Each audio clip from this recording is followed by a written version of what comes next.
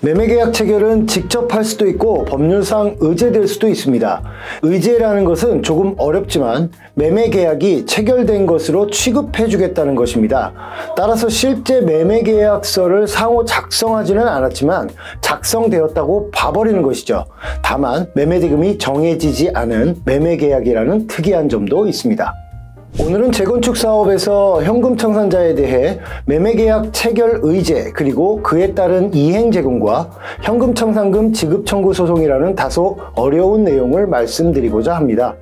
이 영상을 끝까지 보고 그런 거구나 정도로 이해하시는 분이라면 도시정비법과 민법을 어느 정도 알고 이를 종합하여 이해하는 것이기 때문에 어디 가셔서 나 재건축 현금 청산 전문가야 라고 하셔도 될 것 같습니다.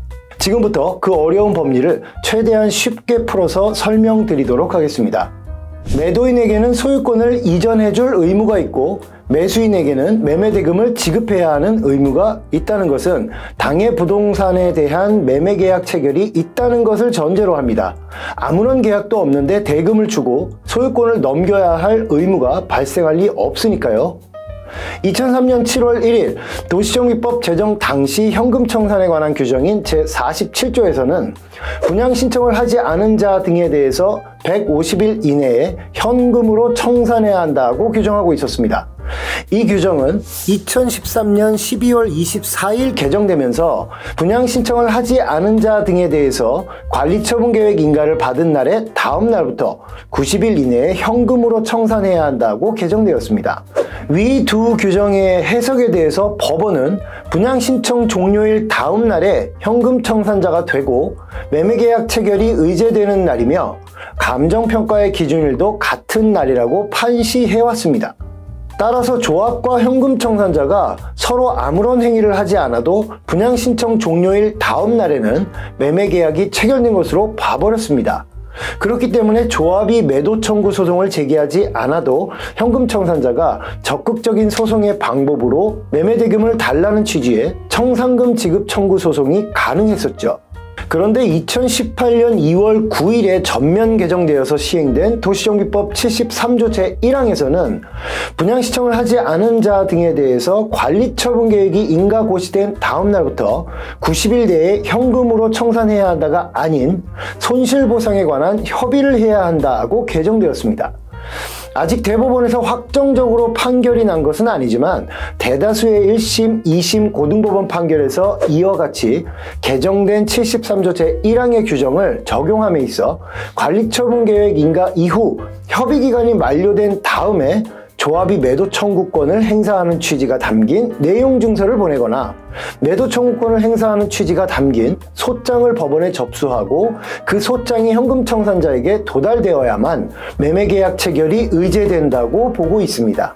이는 분양신청기간 종료일 이후 협의를 할 수 있다는 단서조항에 따라 관리처분계획 인가 전에 협의를 하고 종료된 경우라도 동일합니다. 그렇게 본다면 현금 청산자는 조합이 어떠한 방식으로든 매도 청구권을 행사하여 그 의사가 현금 청산자에게 도달되어야만 매매계약이라고 의지할 수 있는 계약이 형성되는 것이기 때문에 단순히 분양신청 기간이 만료되었다거나 관리처분계획 인가가 되어 많은 시간이 흘렀다는 사정만으로는 청산금 지급 청구 소송을 할 근거가 없다고 보고 있습니다. 이 영상을 촬영하는 지금 시점은 2025년 5월입니다. 이러한 법리가 대법원에서 아직 확립되지는 않은 상태이고요.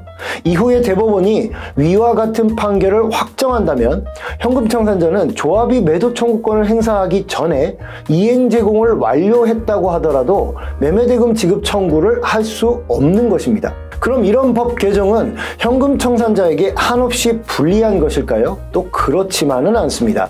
도시정비법 제73조 2항에서는 협의기간이 만료된 이후 60일 이내에 매도 청구 소송을 제기해야 하도록 규정하고 있고 이 기간을 넘길 경우 사망에 따라 별도 이자를 지급하도록 하고 있습니다.